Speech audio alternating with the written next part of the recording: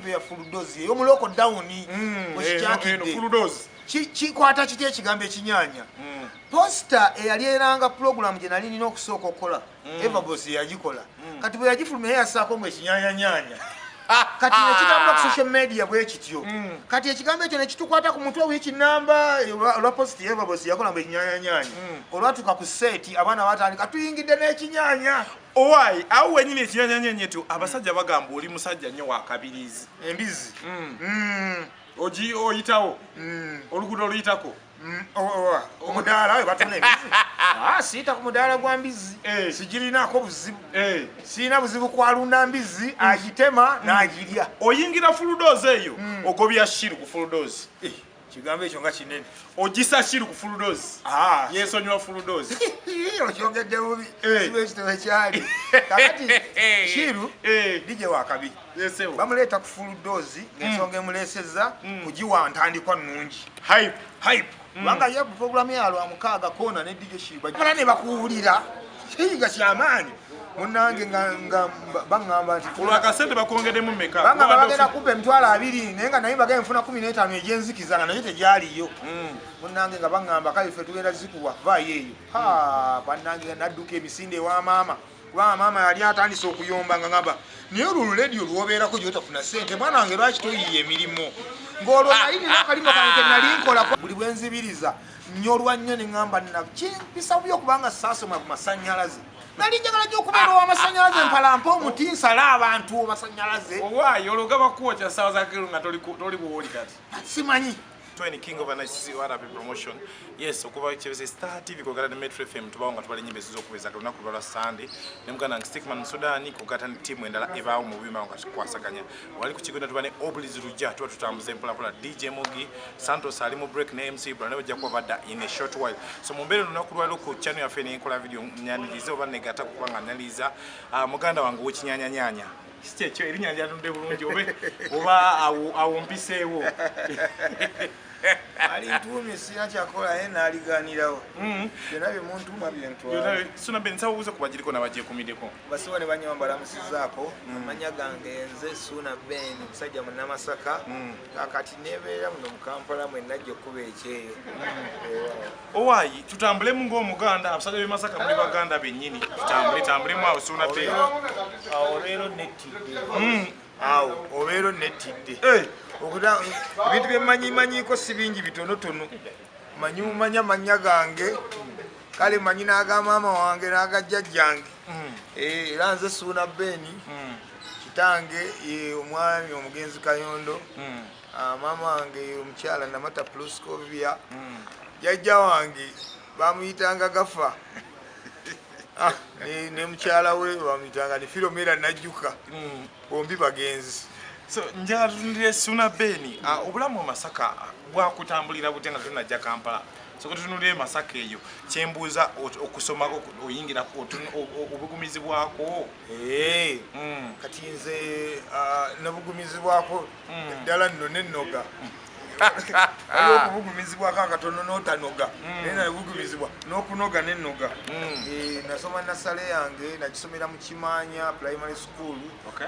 bayitangayo mu Kizungu ebiseera ebyo essomero lya Kimanya Primary School mu Masaka lya essomero erisinga ng'era abazadde abasomesezaayo abaana nga bayinamu ku kasente zibaddiwo kakati awo gye nasomera primary naye saamalako primary taata wange naafa nga ndi mu P3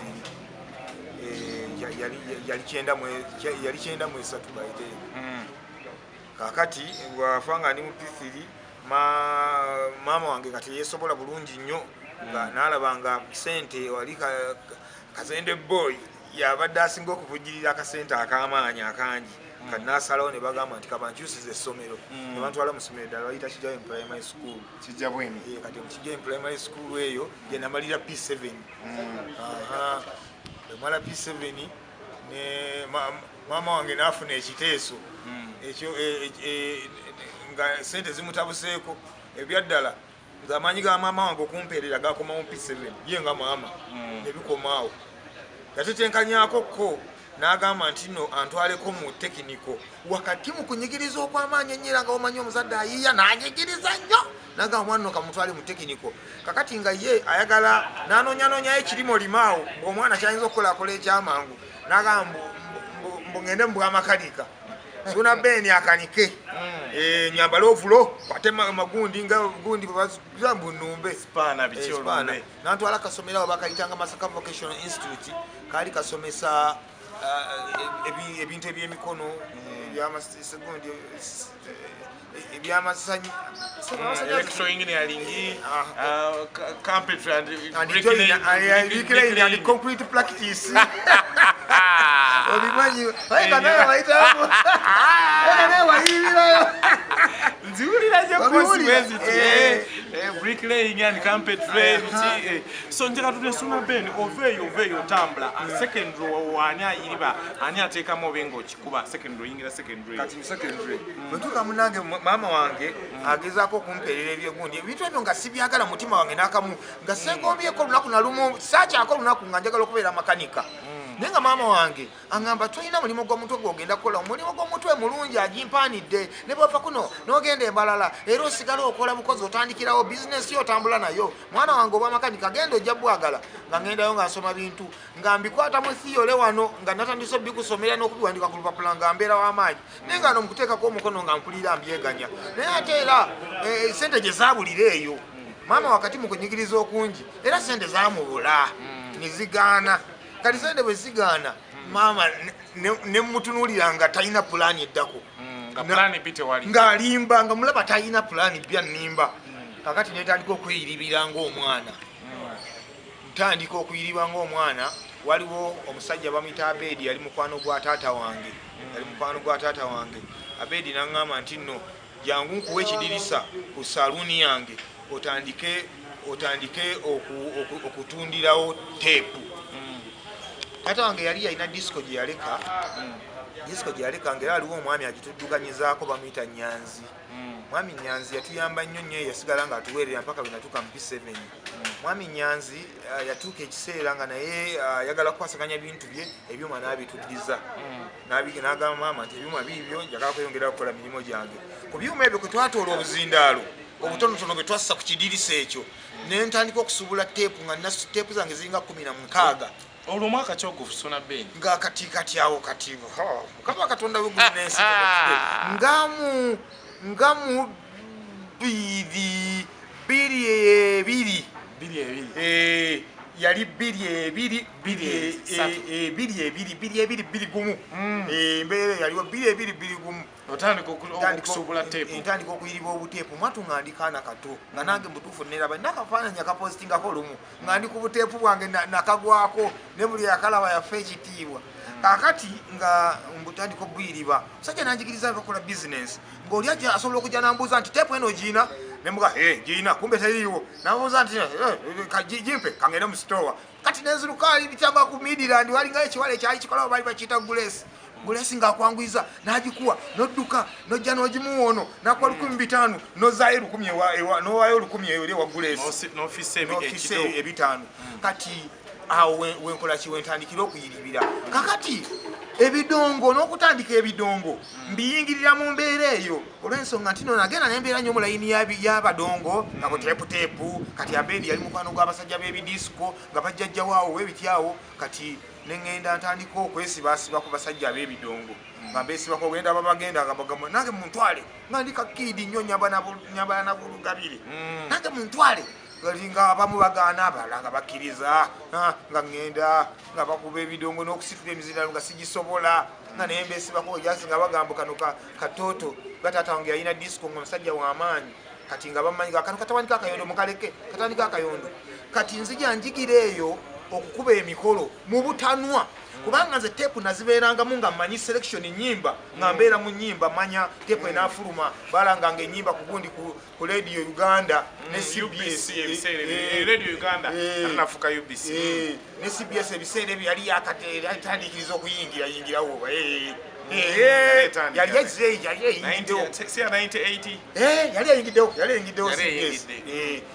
nga bagenda nga era balanga nti nno Fred Sebatta ku Monday agenda kufulumya tepu ya nabo wanukatula tosiba oluji era muzisaga madukano amanga kuke ere musibanye wagundi walicha wagundi munyendo mumidira ndi muchikuwo era katinga mumanya nti nakusomeza wezi waliwo tepu empye genda okufuluma nabera nyo mu music ne mutegeera nengenda njigo kuba omukolo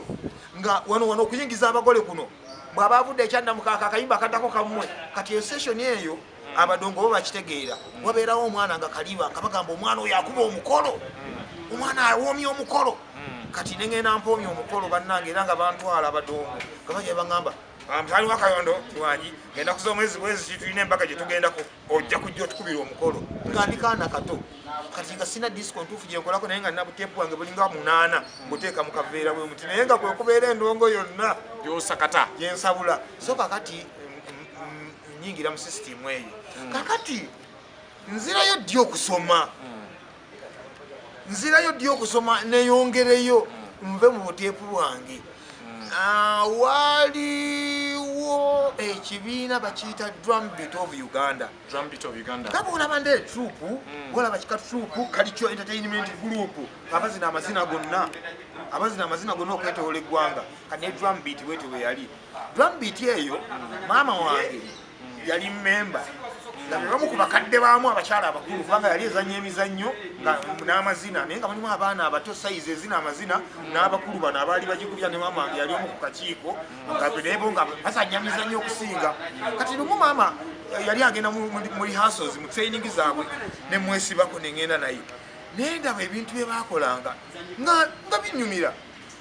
ng'ate nzijukira mu primary naliko kwaya master nga nyigira mu Drum Beat natandika mpola nga ngenda njiga saayanguwa kuyiga mangu bintu ebyo watwala akadde naye emyaka wejagenda okwerera ebiri nga maze okufuuka kaliba ng'ebivuga byonna mbimanyi okuvira ddala ku ngoma amadinda dungu endingidi byonna nga nsobola bikola amazina gonna nga ngamanyi bakisimba nakasa muwogola embalu bagayitanga mwaga ekitagururo olunyege entogolo byonna byonna nga nsobola bikola era nakati nkyabimanyi ebimu ku bintu ebifudde obw'enjawulo nkuba ebivuga n'ebikubirawo nebiteetaagisiza naye ate ne bijjirawo kugamba oteekamu ekirungo owomesa tondabanga ku TV nga nsabulendongo nenkwiramu amadinda ebyo mbiyigira mu Drum Beat awo mu Drum Beat wenjigira ebivuga ebyo nembikugukamu lunaku lumu Master Pada mbuuza awulira muli nga kimukutteko mu mutima kubanga najjanga mu Drum Beat nenkola ne shows ne tugenda nenzira mu buteepu bwange kati lumu ajja mpita kubanga abaana bonna abaweereranga abakolanga natuuka nembeera nga ndi omu kwabo abaana ab'amaanyi abakola show noganga bwembulawo bamanya nti so nataliiwo waliwo ekibulabulamu omusajja nampita nga asuuna nti wangi kiki kyowulira kyensobola okukukolera kubanga banno basoma ate gwe okusoma amala mu butuufu nga nkulungudde emyaka gyange ng'ena ng'ebyokusoma nabivamu ndikaana kamu kitoomo nga nina bulugabire bwange bwensabula njawe enviiri zensanga zensala kubanga ewabeeri awo wabeerangawo saluuni ng'oteekawo buteesi mutekyaliwo n'asala sitayiro gyayagala era naiteekamu ebikubo n'osala n'okyagamba nga ndi awo ndi badimani olwo tutunuulire Suna Ben awo wonna oyiseewo abantu bayisizaawo wansi emasaka eyo olugendo lutambula luti oyinye ku rediyo y'ebuddu nyirye ku rediyo y'ebuddu kakati kanvunjage mpitewo mangu wano ntuuke ku gundi awo ntuuke ku rediyo ya gundi y'okukola ku rediyo ebiseera ebyo buddu nga yakajja Masaka obanga yekubye yemukuzikubye Masaka ye bannayuganda ebiseera ebyo rediyo Ikweta olwetandikiriza okujjirira ndi ku gundi ndi mu Drum Beat rediyo Ikweta emerukawo ye rediyo yasooka e Masaka rediyo Ikweta eyingirawo kakati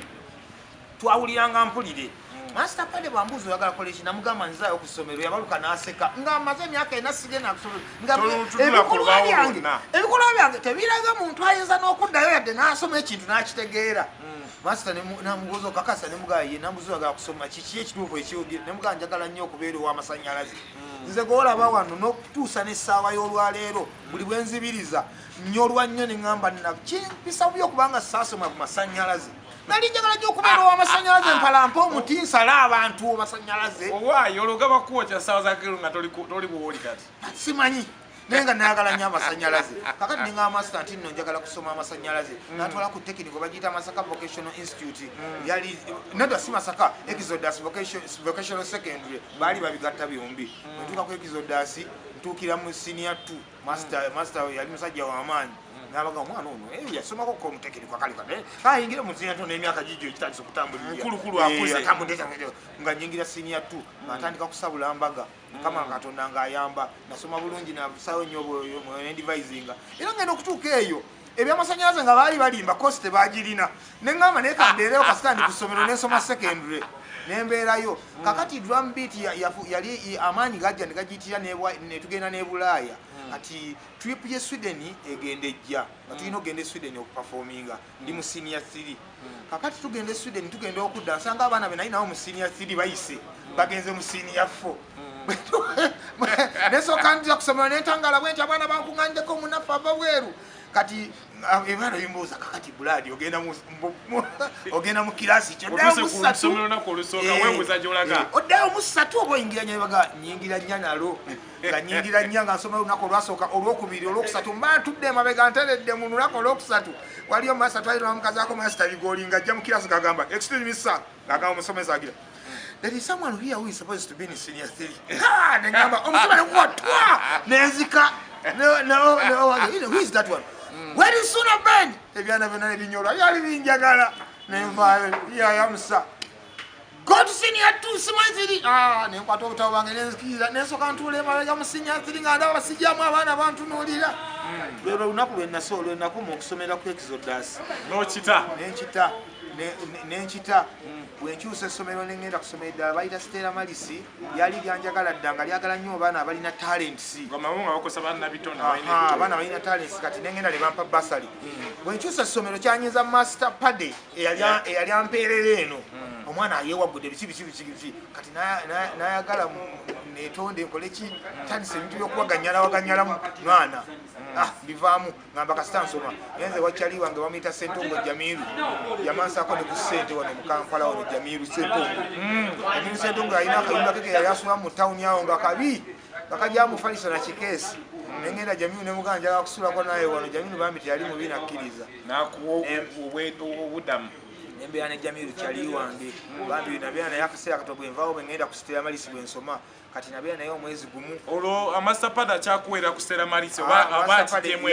yasirika nandeka alabe ekiki ekiddako nzizaako ki yasirika kakati nze nengenda mu maaso n'okusoma naye nga nva wagundi okusoma kayingo kwakuyiriba nnyo Katonda yayamba Mukama n'ayamba kakati nvaawo nkusoma kutandi kati mbeera ne Jamiru akaseera ka mwezi gumu Jamiru anyingiza kaliyoki kubanza obulamu bwange bwonna obusinga bwonna nabumala mu kaliyoki era kaliyoki alina kyeyanyongerako kinene nnyo drum beat ne kaliyoki byanyamba nnyo ku kino kyendi olwaleero kakati nga Jamiru anyingiza kaliyoki alina gurupu ya kaliyoki gyayimwe bagiyitanga Idols Jamiru lumu nga ngamba mbomperekeraako balina shoko ayiwe teekaawe nga ngenda Jamiru bakugira abayimba abamanyi omukwano omwebale basomanyi aba bino ebintu bya Jamiru bino byakola sibisobola ate nga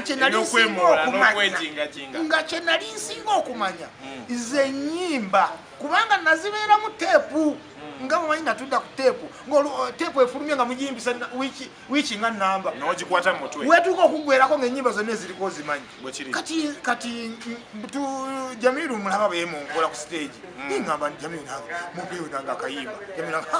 mukama waffe nga mukambwe waliwo akawala bakayitanga Pia kekaali kakulya mukama waffe nga mukambwe kangende mubuuliemu Jamiru nga mubuuliramu nga bamugamba ayagala luyimba ki nga ngamba tukwegomba bangi olwamisa kisewakula kati nga bagamba wano waliwo aluyimba kijja kusaboka waliwo aluyimba nengenda nemugamba genda obuuza omulenzi aluyimba nti alubamu eyo luli lwatagenda kuyimba naŋŋamba nti ekituwasisa abakazi bingi lwatagenda kuyimba katepu kaali kapyanga buli omu ayagala ennyimba ze baagala naye nga nkwata luli nga ngenda ku stage waliwo akawala bakayita Marion nga ngamba njagala kati nze bemba nnyimba kati onegayirire nteekamu olwo ati w'omuddamu biiti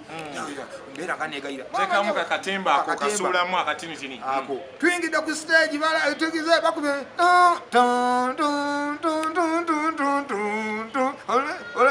tuyingidde ku ku stage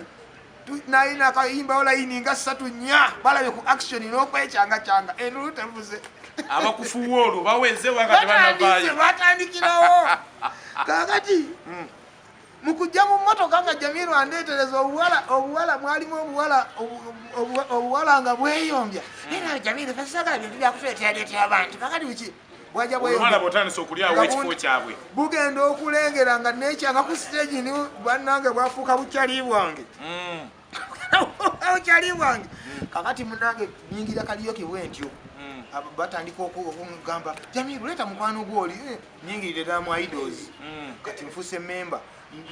nga buli weekend bampa omutwalo gumu mu 12,000 mu idols kubanga balina shows bakolanga mu bifo ebyenjawulo nga beetoloola neŋŋuma neŋŋenda nempangisa akazibu okuweera okkambu okulira n'essomero lyaffe ebyokubeera nga ntiddiga olugendo oluwanvu akayumba kange ako kaali kasirinye 4,000 mwali mugyamu keesi yange nakafaliso kwopowa nebaafu n'ekidomola terevu nanyumyanga naawe nenyingire wange kati twalina obuzibu wa Jamiru gye nasulanga landiroad yali ambanja emyezi nga 6 kakati nga tubeera tusala ekikuba landiroad tumwekweka aye n'oluggi lwa Jamiru lwali lulungi naye nga lubi lwalimu omwaganya bwe guti kati nga bw'obeera munda n'olingiza bwoti omanya ali ebweru akonkona gw'osalawo oba mwoli oba toliimu naye omala mulaawo gira ati era mwebuuza ani oyo tukwaniriza nnyo okuba nti okomyewo tukyali ku mbewo zaffe zino eza nakunywedde ku lunaku lwasatu tuba tubala ennyimba esinza okubeeza kabi banemukanange Stickman mu Sudaani yes ku 9:8 Metro FM tubawo nga tubala ennyimba esinza okubeeza kabi ne ku channel yaffe nga streaming live tukomyewo Suna Ben tuyita mu lugendo okuba nti ovuddeyo eri akayumba k'omutwalo kw'10,000 kavuddeyo otandise okuba nti ozuba radio ejetya radio eyingirawo eti lunaku lumu mbamaze okukaza kaliyoki ndina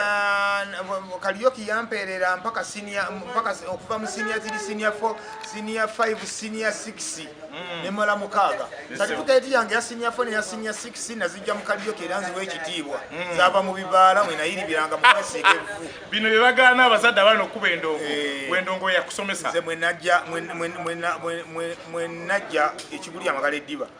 kati mba mmaze tuli mu vaka ya senior 6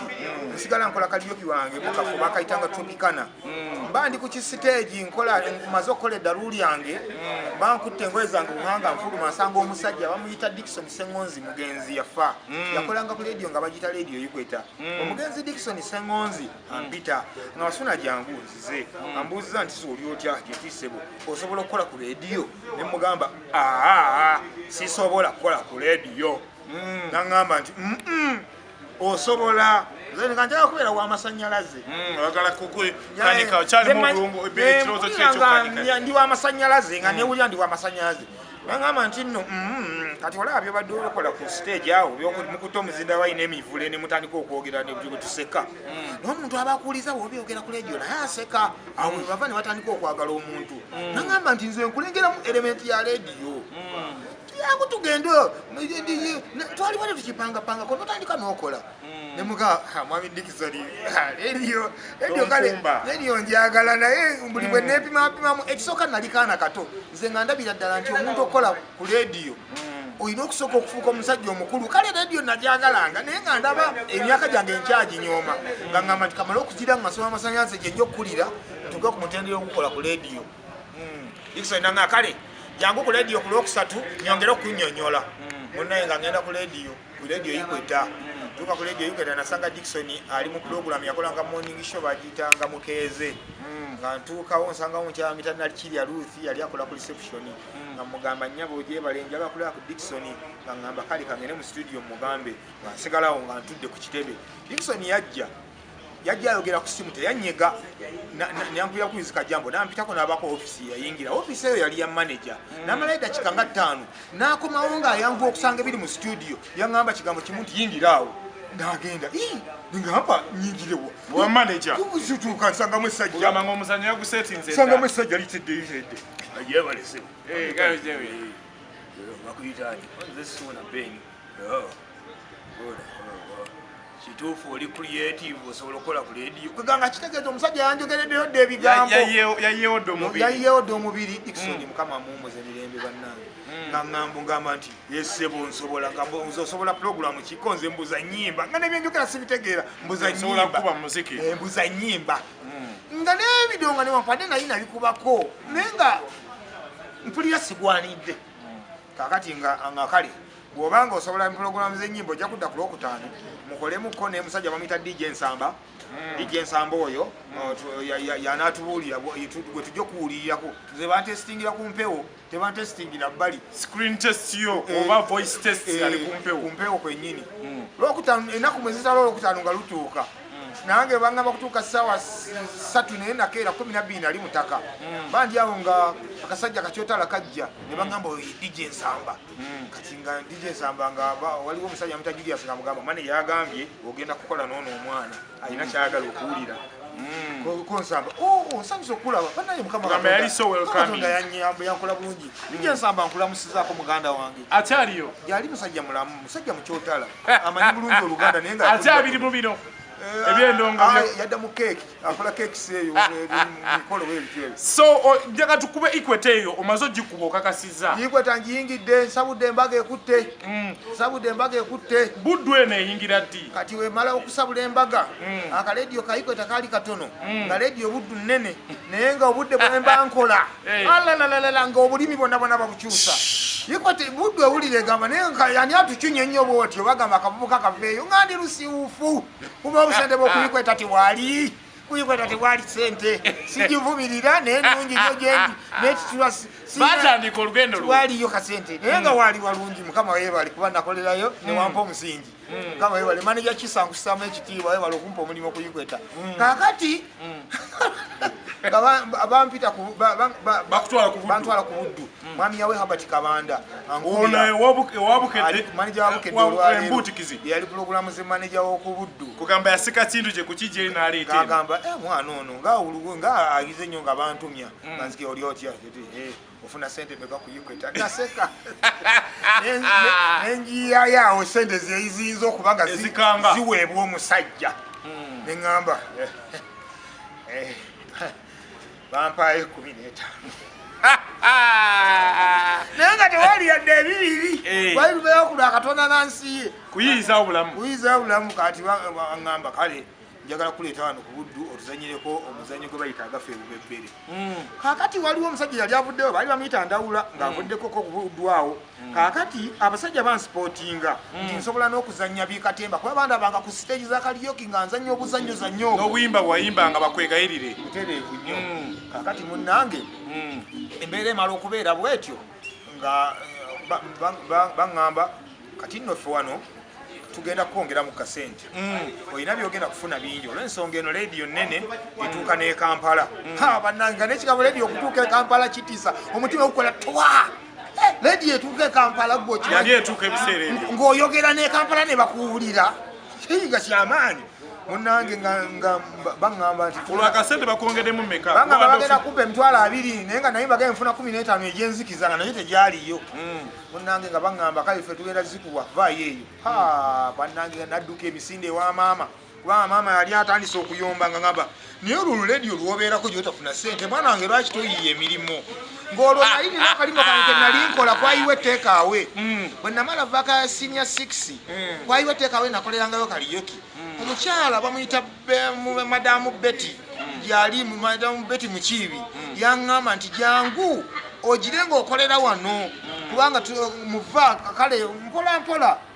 wolifunire ekirala kyokola yeyiye nga weeyo bulamu nakolako mu hoteri nze gomulaba wano basebo ne bannyabo nze nakolako mu hoteri nga mpeereza nga ndi coordinator w'abaweita n'abali mu kiyungu nzeko bawali siiti okugamba gwaliŋŋa kalabalaba kayungiriza ali wakati wabo mu kiyungu n'abaki kati nga naye ngamba kuba ebiboozi mu kiyungu ne bafenseko lwekikoze nga balumwa munnange nendekawo akalimo kange bansasulanga emitwalo 7 nembeera ku leediyo Equator neŋŋamba nedda kanenyigire ku leediyo Equator mbeera eno bannange maama ng'abeera ayomba ekyana ekitumbako ekyalekawo omulimu nekidda ku bireediyo ekyana ebireediyo edde eri kutumira bawala era natumiranga bakyala natumiranga abakyala kyana kudde eri kutumira abawala ate waliikira ofunayo ki naye bannange bwe nagenda ku buddu gye basasula emitwalo 2 bannange nadduka ewamaama emisembe maama bagenda kutandika okumusasula sente emitwalo 2 maama nangamba okakasa emitwalo 2 sebo nga tozizanyisa 29 nyingira ku buddu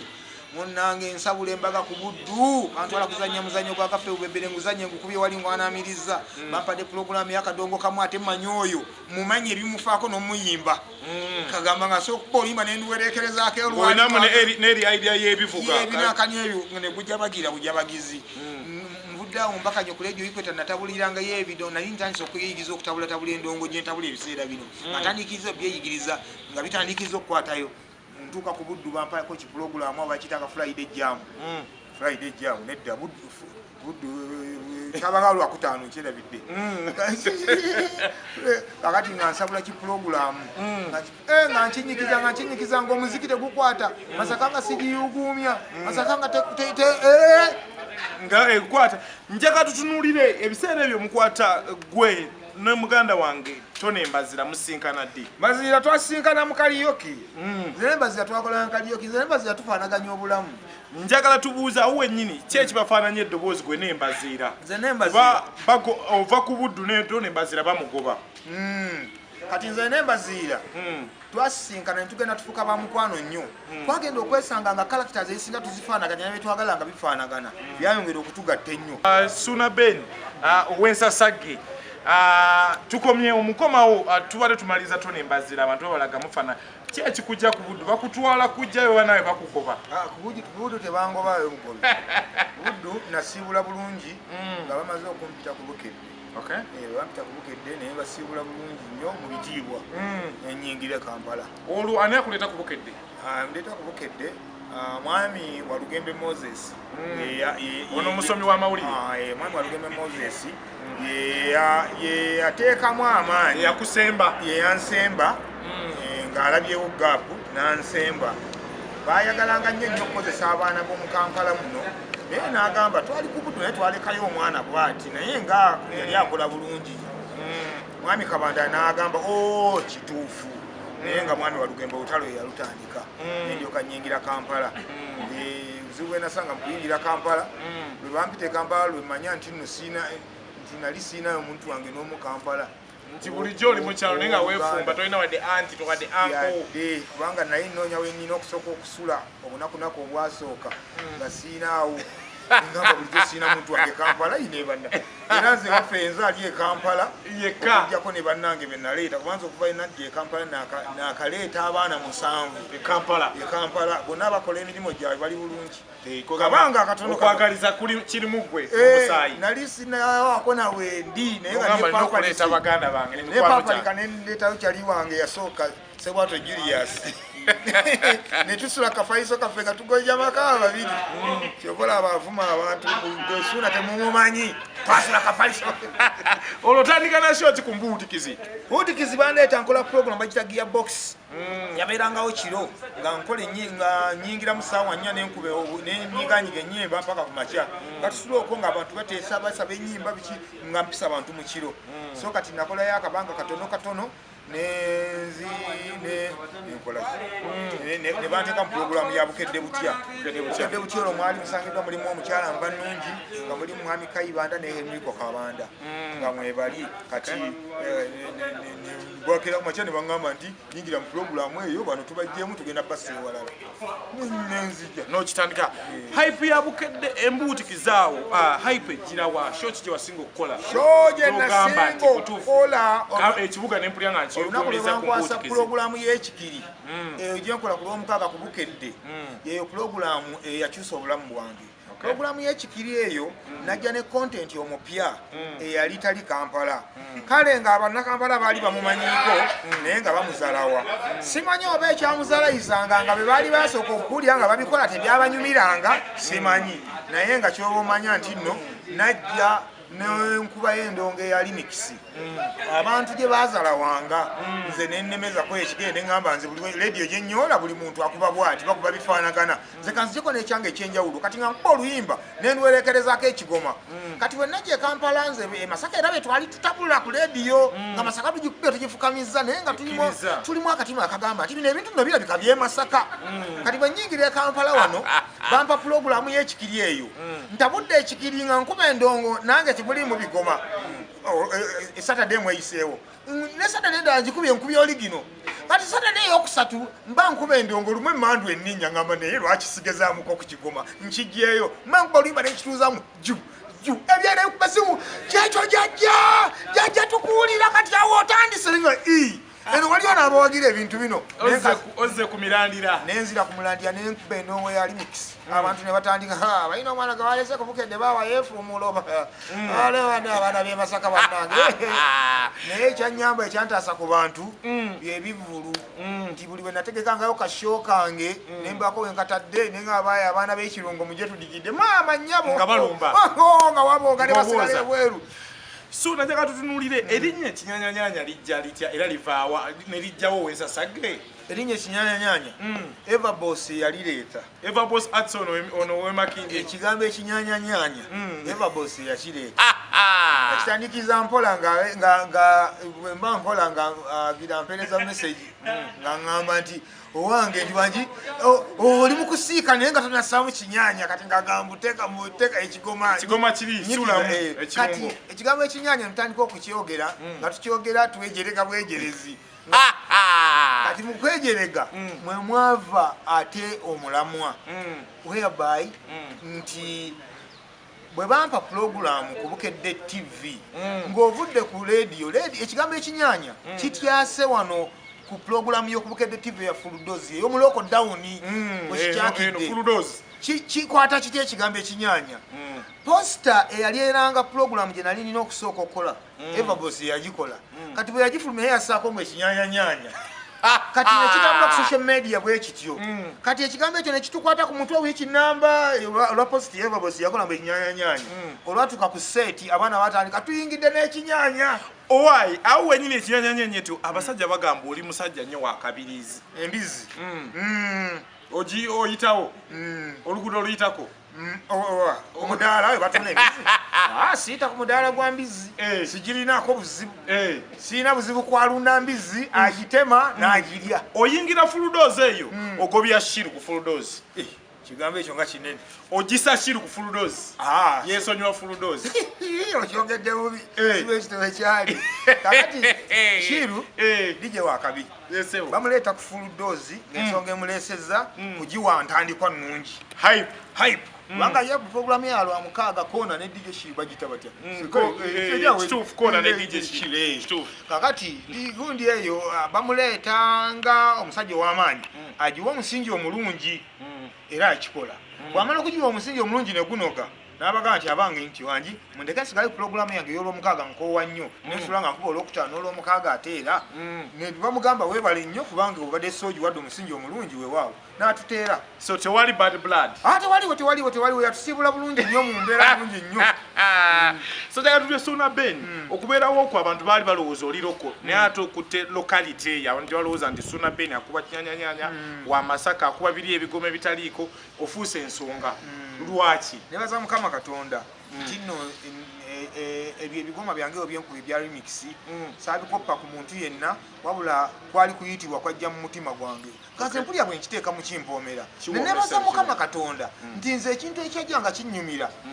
nayambibwa Mukama nampa abagobereza abalala nabo nekigenda kibawoomera kale yembeera eyo Mukama Katonda gye yanyambira siyinza kugamba nti nina sayansi yenna oba ki yenasaamu naye ekisa kya Mukama Katonda ye yateeka omukisa mu kintu kyange nekikwata nekiyitira waawo